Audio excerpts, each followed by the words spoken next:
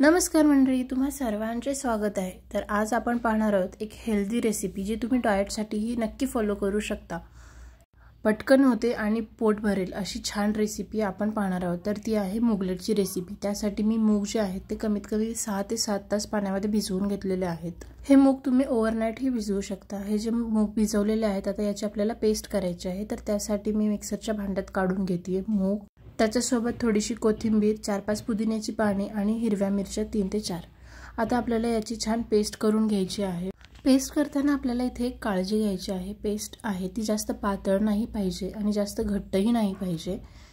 मुगलेट बनवता येतील अशी कन्सिस्टन्सी मेंटेन करून आपल्याला ती पेस्ट करून घ्यायची आहे। मी राहिलेल्या मुगाची ही पेस्ट करून घेतली, तुम्ही पाहू शकता याच्यामध्ये मी कन्सिस्टन्सी खूप छान मेंटेन केली आहे। जास्त पातळही नाही आणि जास्त घट्टही नाही।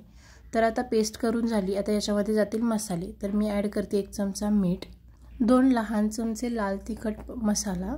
हा जास्त तिखट नाही आहे म्हणून मी 2 चमचे ॲड केलेत। आता याच्यासोबत जाईल 1 चमचा गरम मसाला, थोडीशी हळद। आता हे सगळे मसाले टाकून झाले। आता याच्यामध्ये जाईल एक मध्यम आकाराचा चिरलेला कांदा, एक मध्यम आकाराचा बारीक चिरलेला टोमॅटो। आता हे आपल्याला छान मिक्स करून घ्यायचं आहे आणि थोडंसं पातळ म्हणजे मुगलेट करता येईल, तव्यावरती टाकता येईल असं बॅटर तयार करून घ्यायचं आहे।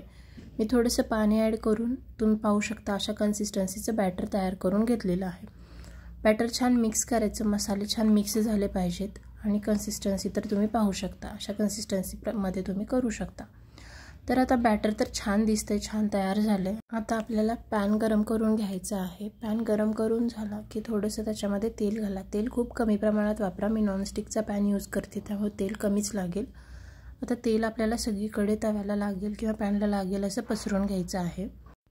तेल सगळीकडे लागलं की पॅन आपल्याला थोडासा प्रीहीट करून घ्यायचा आहे। तर आता थोडासा प्रीहीट झाला की त्याच्यावरती बॅटर छान पसरून घ्या। एकदम पातळ असं मुगलेट करायचं आहे। तुम्ही बेसन चिलासाठी जसं पसरता तसं पसरून घेऊ शकता। सेम बेसन चिला जसं आपण परत तो भाजतो त्या प्रकारात भाजून घ्यायचा आहे। तर आता मी एकदा पलटून घेतलंय, तुम्ही पाहू शकता एका बाजूने छान क्रिस्पी झालेला आहे। आता परत आपल्याला दोन्ही बाजूनी छान पलटून दोन्ही बाजूनी छान प्रकारात भाजून घ्यायचं आहे। तर मी थोडंसं हलकं परततीये आणि परतून दोन्ही बाजूनी छान क्रिस्पी आणि कडक भाजलं जाईल याची काळजी घेते। परफेक्ट भाजून तुमचं परफेक्ट मुगलेट तयार आहे। नक्की ट्राय करा। चॅनलला लाईक करा, सबस्क्राईब करा।